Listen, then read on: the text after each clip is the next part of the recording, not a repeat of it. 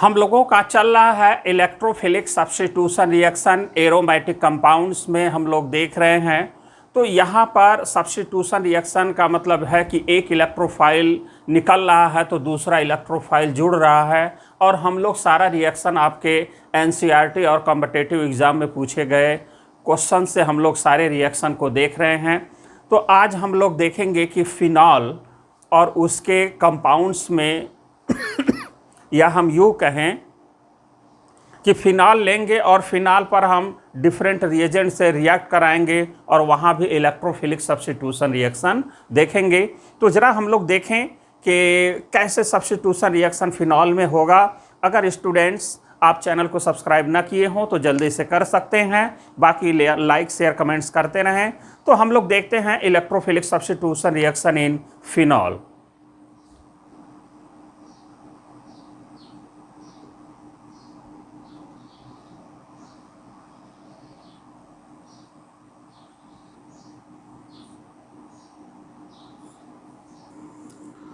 इसका हम लोग अगर देखें कि इसका मैकेनिज्म क्या होगा नाइट्रेशन का, यहाँ पर हम लोग लिए हैं फिनॉल और यहाँ पर डाइल्यूट HNO3 और डाइल्यूट H2SO4 से कराएंगे तो क्या बनेगा। तो पहला स्टेप तो आप लोग अच्छी तरह से जानते ही हैं कि जब HNO3 और H2SO4 आपस में रिएक्ट करते हैं तो आपका बनता क्या है, NO2 प्लस और HSO4 माइनस और H2O बनता है। ये तो हम लोग अच्छी तरह से जानते हैं। और इसमें हम लोग ये भी जानते हैं कि एसिड से यानी H2SO4 से हमको H प्लस मिलता है। ये हमको मिलता है फ्रॉम H2SO4, और यहाँ HNO3 को हम ऐसे लिख सकते हैं, HNO3 है ना, HNO3 को OH NO2 लिख सकते हैं। तो देखिए यहाँ पर हो क्या रहा कि ये इसको दे रहा है और ये अपना इलेक्ट्रॉन इसको अगर दे देगा तो आपका जनरेट हो जाएगा NO2 प्लस और H2O। बाकी देखिए यहाँ इससे हमको क्या मिलेगा, HSO4 माइनस होगा भाई, HSO4 प्लस HSO4 माइनस बचेगा ना इससे, H प्लस देने के बाद H2SO4 H प्लस दिया तो HSO4 माइनस बचा, वो यहाँ पर है। और बाकी क्या है, NO2 प्लस H2O है, तो NO2 प्लस H2O। क्लियर। अब सेकेंड स्टेप में क्या होता है कि यहाँ पर हम लोग लेते हैं फिनॉल, और फिनॉल पर ही अब ये अटैक करता है कौन, NO2 प्लस इलेक्ट्रोफाइल। जैसे इलेक्ट्रोफाइल यहाँ पर फिनॉल के संपर्क में आता है, ये इसके बॉन्ड को तोड़ता है, ये इलेक्ट्रॉन को एक्सेप्ट करता है। जैसा हम लोग बार बार ये मैकेनिज्म हम लोग देख चुके हैं और आप लोग समझ रहे होंगे कि ये कैसे बन रहा है। तो अब यहाँ पर हो जाएगा प्लस, और यहाँ का हाइड्रोजन फिर अपना इलेक्ट्रॉन इसको देगा और फिर कन्वर्ट हो जाएगा किस में, ये कन्वर्ट हो गया आर्थोनाइट्रोफिनॉल में। ठीक है। और यहाँ से निकलेगा H प्लस। तो हम लोग यहाँ पर सभी मैकेनिज्म में, इसके पिछले वाले भी वीडियो में हम लोग देख रहे हैं कि एक इलेक्ट्रोफाइल जुड़ रहा है तो दूसरा इलेक्ट्रोफाइल यहाँ बाहर हो रहा है, इसलिए हम लोग इस सबको हम इलेक्ट्रोफिलिक सब्स्टिट्यूशन रिएक्शन कह रहे हैं। और यही H प्लस तीसरे स्टेप में क्या होगा, H प्लस और HSO4 माइनस आपस में रिएक्ट करके H2SO4 बना लेगा। ठीक है। तो आपका ये बन गया प्रोडक्ट। इसी तरह से अगर हम कंसंट्रेट ले लें तो देखिए क्या बन जाएगा, इसी के B पॉइंट में हम लोग यहीं पर देख सकते हैं, है ना। तो फिनॉल हम लोग ले लिए और ये हो गया आपका फिनॉल। ठीक। और यहाँ पर हम लोग ले लेते हैं कंसंट्रेट H। अब यहाँ पर देखिए ये प्रोडक्ट बन गया आपका। तो कंसंट्रेट जब HNO3 और कंसंट्रेट H2SO4 लेंगे तो आपका पिक्रिक एसिड बन जाएगा। NO2 जो है कि जितने भी इलेक्ट्रॉन रिच साइट थे सब पर NO2 प्लस अटैक कर देगा। तो ध्यान दें कि जब डाइल्यूट लेंगे तो आर्थो और पैरा बनाएगा, ठीक है, एक बार आर्थो एक बार पैरा पर अटैक कराएंगे और मेजर माइनर बनेगा।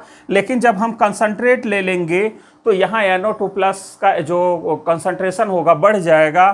तो जहाँ यहाँ अगर हम लोग देखें कि ये अगर फिनॉल है तो फिनॉल क्या कर रहा है, अगर हम लोग ध्यान दें तो ये आर्थो, देखिए ये इसको दिया तो यहाँ भी निगेटिव चार्ज, और ये इसको दिया तो यहाँ, तो आर्थो और पैरा पर देखिए दोनों, ये आर्थो और ये पैरा पर क्या कर रहा है, इलेक्ट्रॉन की डेंसिटी बढ़ा रहा है। तो NO2 जो प्लस हमको मिलेगा कंसंट्रेट से, ये ज़्यादा अमाउंट में मिलेगा, तो ये सभी साइड पर अटैक कर देगा और बना लेगा 2, 4, 6, ध्यान दें 2, 4, 6 ट्राई नाइट्रोफिनॉल या पिक्रिक एसिड बना लेगा। इस बात को हम लोग समझ गए कि NO2+ सभी साइड पर अटैक कर देगा। जब हम कंसंट्रेट लेंगे तब आगे हम लोग देखते हैं हैलोजिनेशन।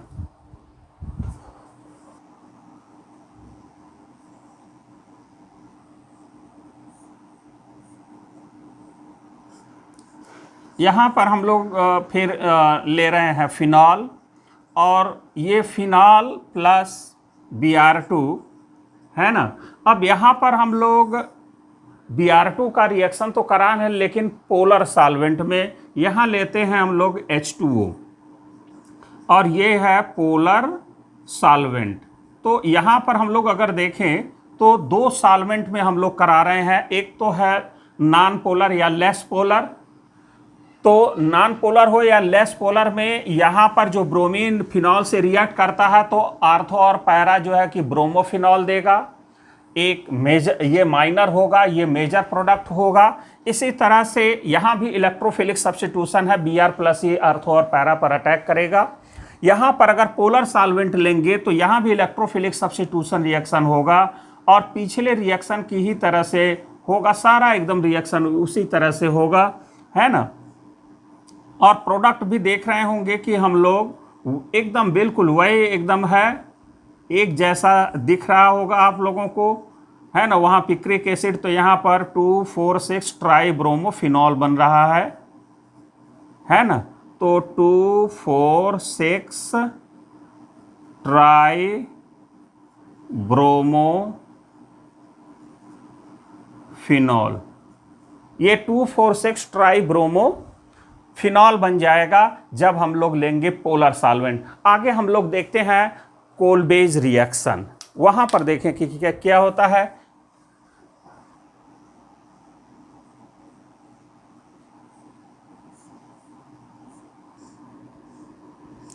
तो यहां पर हम लोग ले लिए फिनॉल, है ना। इसके मैकेनिज्म में अगर हम लोग देखें तो फिनॉल का जब रिएक्शन हम लोग NaOH से कराते हैं तो देखिए होता क्या है कि ये एसिड की तरह से बिहेव करता है, ये बेस।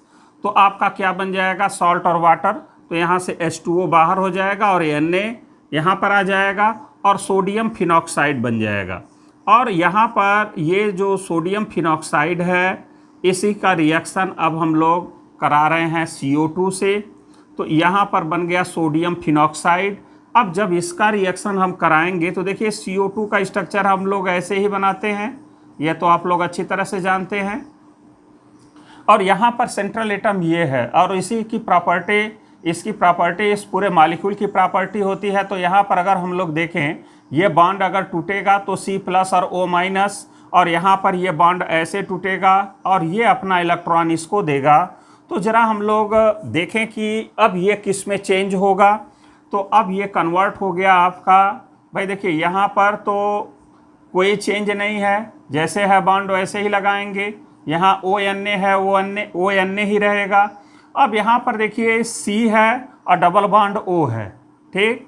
तो यहाँ पर C डबल बॉन्ड O ऊपर लिख दिया और सिंगल बॉन्ड हो जाएगा, और O-, सिंगल बॉन्ड O- हो गया आपका।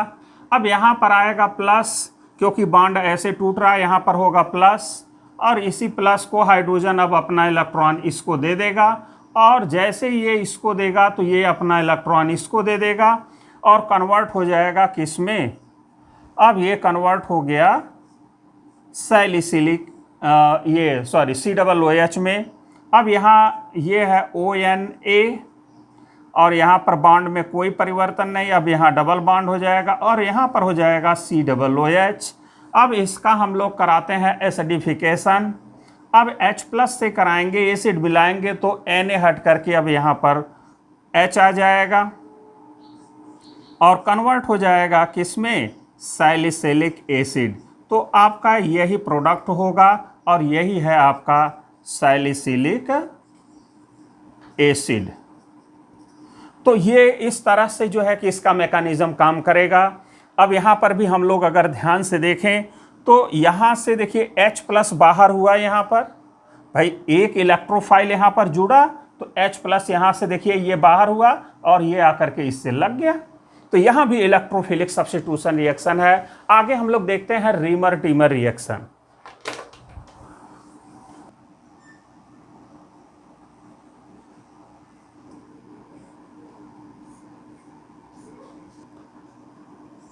यहाँ पर इसका अगर हम लोग मैकेनिज्म अगर देखें तो ये हम लोगों को मिलेगा OH कहाँ से, NaOH से, NaOH, और NaOH का रिएक्शन हम क्लोरोफॉर्म से कराएंगे और क्लोरोफॉर्म के पास एसिडिक हाइड्रोजन एक है, आप लोग जैसा देख रहे हैं ये हाइड्रोजन एसिडिक होगा क्योंकि ये 3 I ग्रुप लगे हैं, इलेक्ट्रॉन खींच रहा है, इसलिए ये बॉन्ड आसानी से क्या होगा, टूट जाएगा। और जब ये टूटेगा तो क्या होगा कि ये हाइड्रोजन अपना इलेक्ट्रॉन इसको दे देगा और फिर ये अपना इलेक्ट्रॉन इसको दे देगा और कन्वर्ट हो जाएगा आपका H2O में, और यहाँ पर कन्वर्ट हो गया Cl,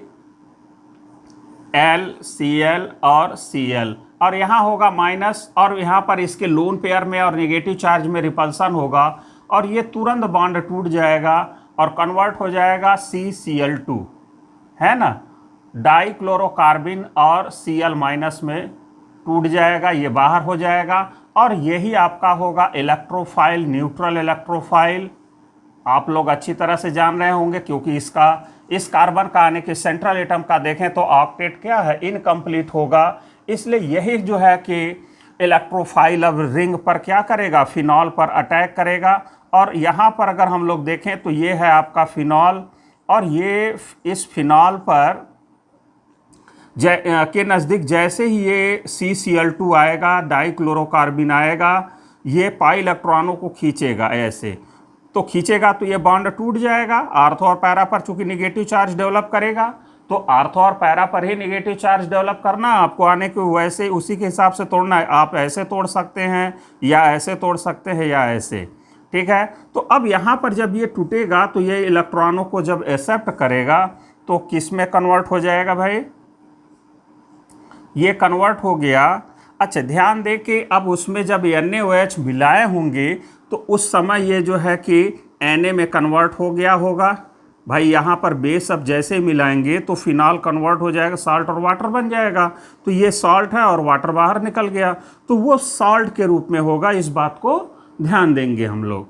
तो अब यहाँ पर ये आपका ONA तो रहेगा ही रहेगा, और यहाँ पर अगर देखें तो ये कन्वर्ट हो जाएगा CCl2 और यहाँ आ जाएगा निगेटिव चार्ज, इसमें 2 इलेक्ट्रॉन और यहाँ पॉजिटिव चार्ज। और जैसे ही ये हाइड्रोजन अपना इलेक्ट्रॉन देगा, ये C- आने की ये अपना इलेक्ट्रॉन इसको दे देगा और ये C से जुड़ जाएगा। कहने का मतलब है कि ये कन्वर्ट हो गया किसमें, आपका कन्वर्ट हो गया ये डबल बॉन्ड में, और ये हो जाएगा ONA। आप जैसा देख रहे हैं कि यहाँ पर कोई चेंज नहीं है, और यहाँ पर हो जाएगा CHCl2। तो एक Cl ऐसे और दूसरे Cl को हम ऐसे लिख लेते हैं। और फिर देखें हम ये लोग रिएक्शन करा रहे हैं NaOH से, और जब NaOH से हम लोग कराएंगे यहाँ पर लगभग 2 इक्विवेलेंट यानी 2 मॉलिक्यूल लगेगा, तो यहाँ पर क्या होगा कि ये सब्स्टिट्यूशन रिएक्शन होगा। ये अच्छी तरह से जानते हैं कि OH- Cl- को रिप्लेस कर देगा, यानी कि यहाँ से Cl हटेगा, यहाँ भी OH और यहाँ पर भी OH आ जाएगा। कहने का मतलब है कि ये कन्वर्ट हो जाएगा कुछ इस तरह से, और यहाँ पर जब ये कन्वर्ट होगा ये तो ONA रहेगा ही रहेगा, और यहाँ पर CH और यहाँ हो जाएगा OH और यहाँ पर भी OH होगा। अब यहाँ पर चूंकि दोनों के पास लोन पेयर है तो लोन पेयर में रिपल्सन होगा, और इस रिपल्सन की वजह से एनर्जी बढ़ेगी, स्टेबिलिटी घट जाएगी। इसलिए क्या होगा, ये अपना इलेक्ट्रॉन इसको देगा और ये इसको दे देगा, और यहाँ से वाटर बाहर निकल आएगा और ये कन्वर्ट हो जाएगा किसमें, कुछ इस तरह ये कन्वर्ट हो गया, अब CHO में कन्वर्ट हो गया। यहाँ तो ONA रहेगा ही, और यहाँ हो गया CHO, या हम यूँ कह सकते हैं इसको, अगर हम लोग देखें तो C डबल बॉन्ड OH में कन्वर्ट हो गया CHO में, और यहाँ से निकल गया क्या -H2O। और यहाँ पर अगर हम लोग देखें इसके बाद एसिडिफिकेशन किया गया है, तो एसिडिफिकेशन आने उसमें एसिड अगर हम लोग मिला दें तो सैलिसिलडिहाइड बन जाएगा। इस तरह से हम लोगों का ये प्रोडक्ट बनेगा। क्लियर? ये इसका मैकेनिज्म है। तो यहाँ पर भी हम लोग देख रहे हैं कि ये एक इलेक्ट्रोफाइल जुड़ा, तो दूसरा जो इलेक्ट्रोफाइल देखिए यहाँ से H+ यहाँ से निकल रहा है, और ये तो आके इससे जुड़ गया, तो एक इलेक्ट्रोफाइल जुड़ा तो दूसरा ये H+ बाहर निकल रहा है, इसलिए यहाँ पर भी इलेक्ट्रोफिलिक सब्स्टिट्यूशन रिएक्शन है, जैसा आप लोग ने देख लिए। अब आगे हम लोग नेक्स्ट रिएक्शन देखते हैं, उसमें भी इलेक्ट्रोफिलिक सब्स्टिट्यूशन रिएक्शन। हम लोग अगर देखें, फिनॉल है ये, और इसी से हम लोग CH3 जोड़ दे रहे हैं। यहाँ पर अगर हम लोग देखें तो ये IIT में पूछा गया क्वेश्चन, अभी हाल ही में पूछा गया था ये।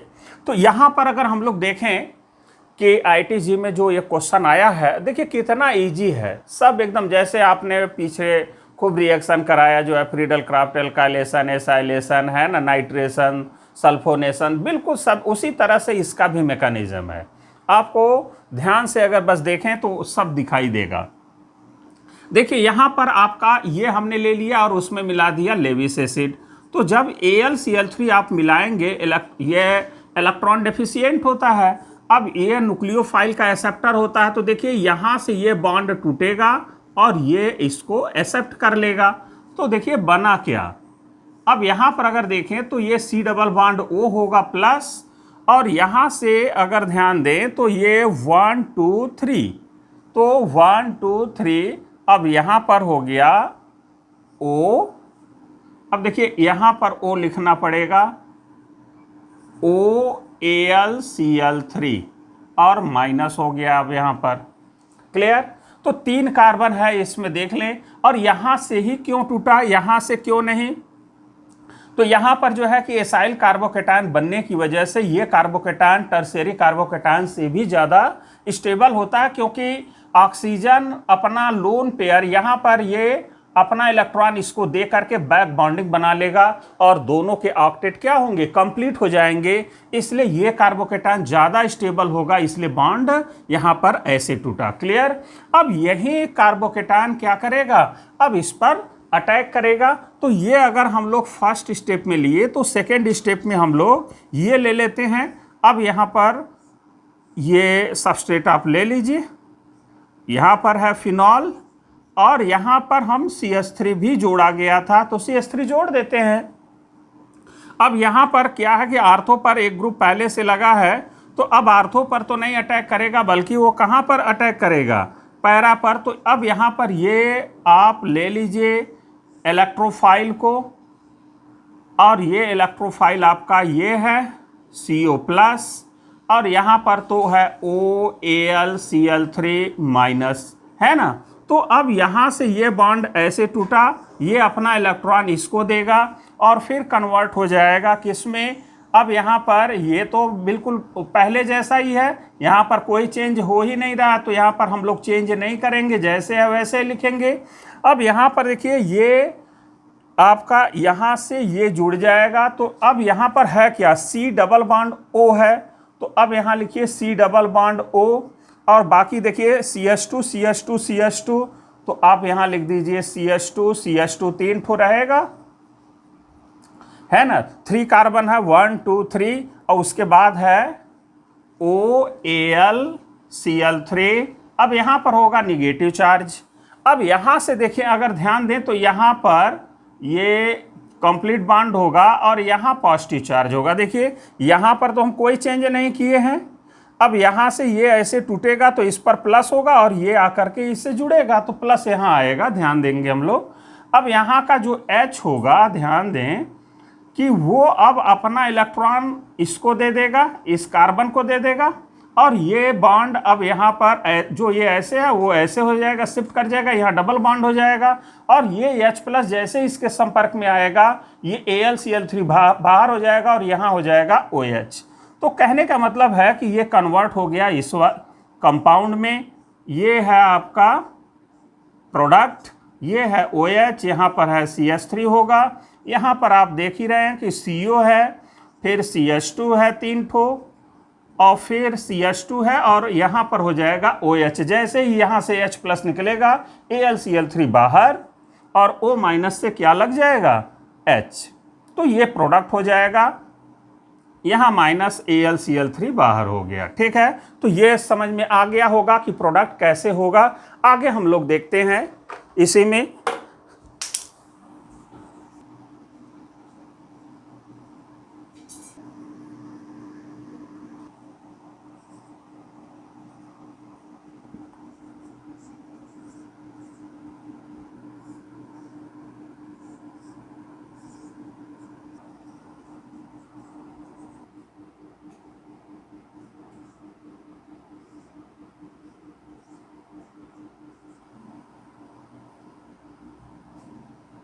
तो हम लोग यहाँ पर देखें आगे कि फिनॉल की अगर बात करें तो फिनॉल जो है कि फ्रीडल क्राफ्ट रिएक्शन नहीं देता है, इस बात को याद रखेंगे। यहाँ पर एल्काइलेशन हो चाहे एसिटाइलेशन हो, ये दोनों जो है कि रिएक्शन नहीं देता है। क्यों नहीं देता है, जरा हम लोग ऐसे समझ लें कि मान लीजिए कि ये फिनॉल है, और इस फिनॉल में जब हम लोग मिलाएंगे AlCl3, तो ये जो इलेक्ट्रॉन डेफिशिएंट है और ये रिच साइट है, तो ये क्या करता है कि इससे आकर के लग जाता है और ये अपना इलेक्ट्रॉन इसको दे देता है और ये कॉम्प्लेक्स का फॉर्मेशन कर लेता है। कहने का मतलब है कि यहाँ से ये जैसे ही यहाँ पर आता है माइनस, और फिर ये कुछ इस तरह का कॉम्प्लेक्स बना लिया OAlCl2, है ना, इस तरह का कॉम्प्लेक्स बना लेगा। इससे Cl बाहर हो जाएगा और ये से H हो जाएगा, HCl बाहर हो जाएगा और ये कॉम्प्लेक्स बना लेगा। इसलिए यहाँ पर ये फ्रीडल क्राफ्ट एल्काइलेशन या एसाइलेशन की अगर बात करें तो नहीं देता है, और ये आप याद रखेंगे। आगे हम लोग इसी में और रिएक्शन अगर हम लोग देखें तो ये तो क्लियर हो गया कि यहाँ पर OH ग्रुप और लेविस एसिड आपस में मिल करके कॉम्प्लेक्स का फॉर्मेशन कर लेंगे, इसलिए फ्रीडल क्राफ्ट रिएक्शन नहीं देगा फिनॉल। आगे है सेकेंड कि फिनॉल का अगर NaNO2 के साथ अगर हम रिएक्शन कराएं तो आर्थोनाइट्रोसोफिनॉल बनाएगा और पैरा नाइट्रोसोफिनॉल, लेकिन ये माइनर प्रोडक्ट होगा और ये मेजर प्रोडक्ट होगा। और यहाँ पर अगर हम लोग देखें ध्यान से कि इसका अगर डाइल्यूट HNO3 से अगर रिएक्शन करा दें तो पैरा नाइट्रोफिनॉल बन जाएगा। तो यहाँ पर भी एक तरह का इलेक्ट्रोफिलिक सब्स्टिट्यूशन रिएक्शन है, डाइएजो कपलिंग रिएक्शन। अब यहाँ से अगर हम लोग देखें तो यहाँ से बॉन्ड ये टूटेगा और यहाँ से ये टूटेगा, तो यहाँ से यहाँ पर प्लस आएगा और यहाँ से ये भी बाहर निकलता है, तो ये प्लस आकर के इससे जुड़ जाएगा।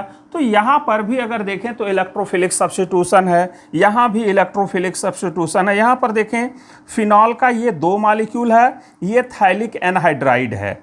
अब ये थाइलिक एनहाइड्राइड और फिनॉल का ये 2 मॉलिक्यूल आपस में जब हम लोग लेते हैं और किसके प्रेजेंस में H2SO4 के और हीट करते हैं तो आपका फिनोप्थलीन बन जाता है और वाटर क्या होगा, बाहर हो जाता है। इस बात को भी ध्यान देंगे।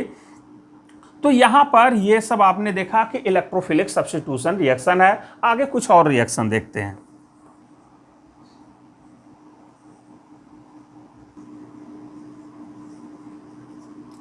स्टूडेंट्स हम लोग यहाँ पर देखें कि फ्रीज रीअरेंजमेंट रिएक्शन देख रहे हैं, तो फ्रीज रीअरेंजमेंट रिएक्शन एक्चुअल में होता कहाँ से है, यहाँ से ये आपका होता है फ्रीज रीअरेंजमेंट रिएक्शन।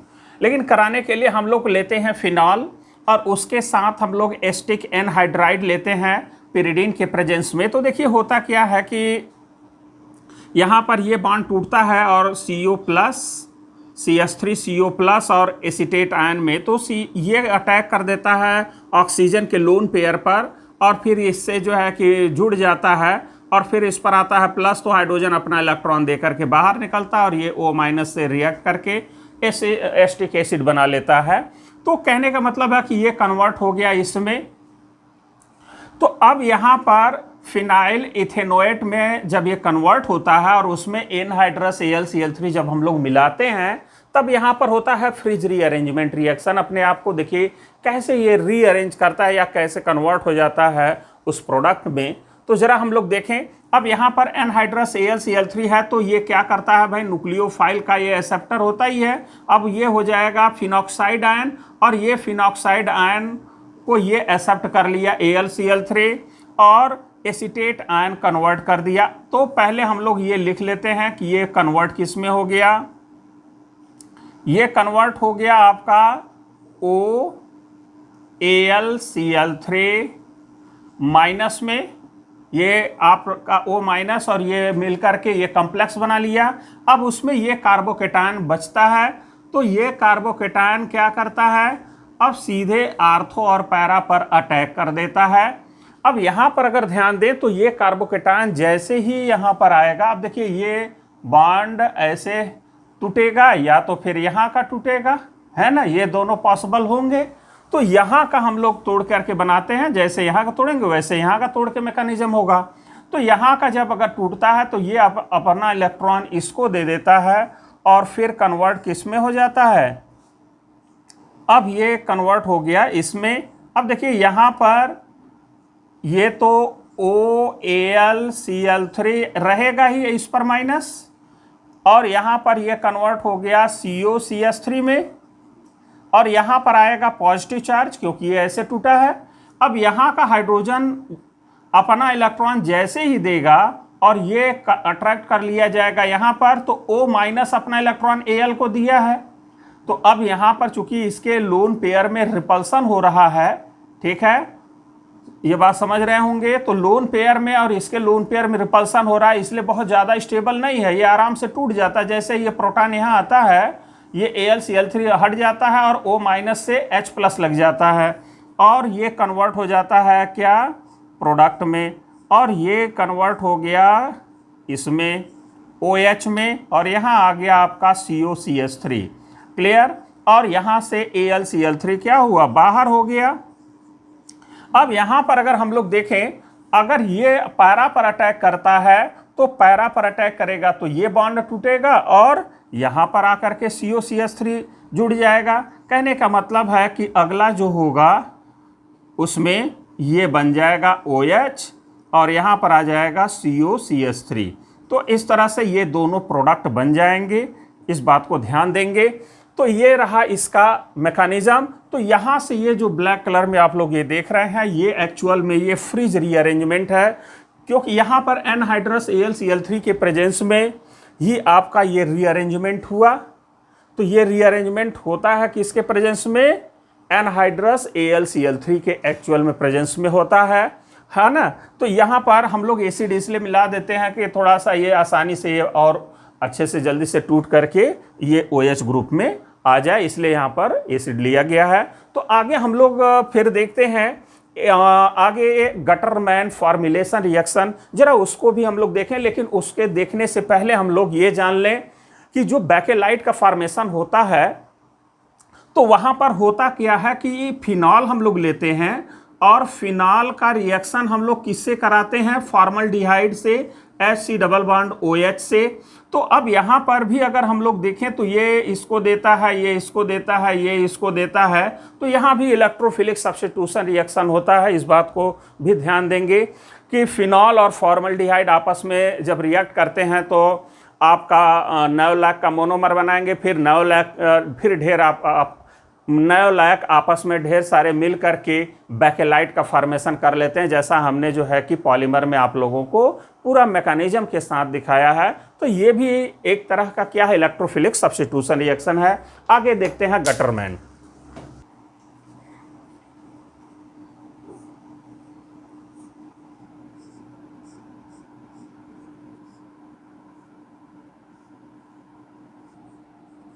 तो हम लोग देखें यहाँ पर गटरमैन फॉर्मुलेशन रिएक्शन।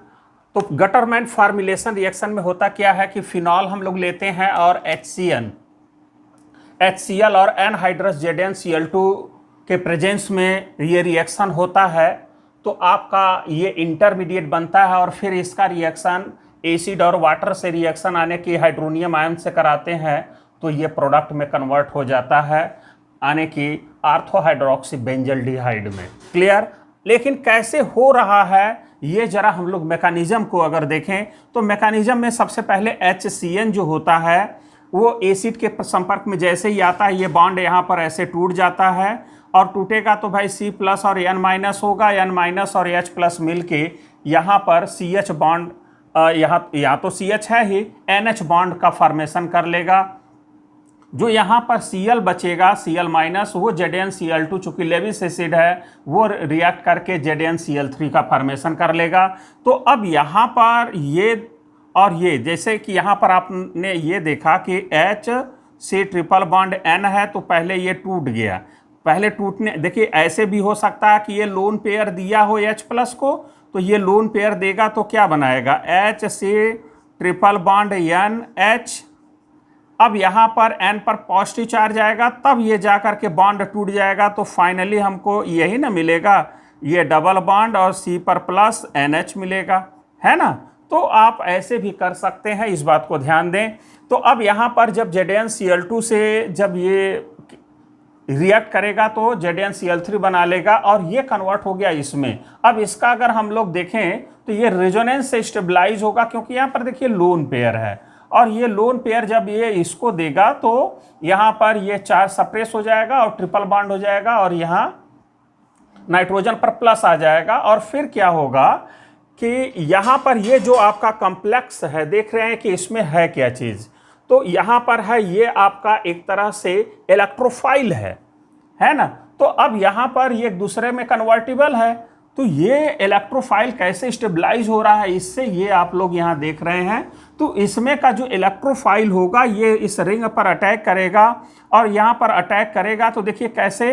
अब ये तो भाई नाइट्रोजन पर मोर इलेक्ट्रोनिगेटिव है, एक्चुअल में तो ये है, तो मोर इलेक्ट्रोनिगेटिव है तो ये बॉन्ड को क्या करेगा, एक अपनी तरफ खींचेगा तो टूटेगा तो C+ और NH पर क्या होगा, चार्ज सप्रेस हो जाएगा क्योंकि ये इलेक्ट्रॉन ले लेगा तो CH+ हो जाएगा। कहने का मतलब ये वाला अगर इलेक्ट्रोफाइल यहाँ पर ले लें चाहे आप ये ले लें क्योंकि रेजोनेंस से स्टेबलाइज है। तो ये इलेक्ट्रोफाइल देखिए कैसे अटैक कर रहा है, ये अपना इलेक्ट्रॉन इसको देगा डबल बॉन्ड, फिर ये इसको देगा माइनस और ये प्लस मिल करके इससे बॉन्ड का फॉर्मेशन कर लिया।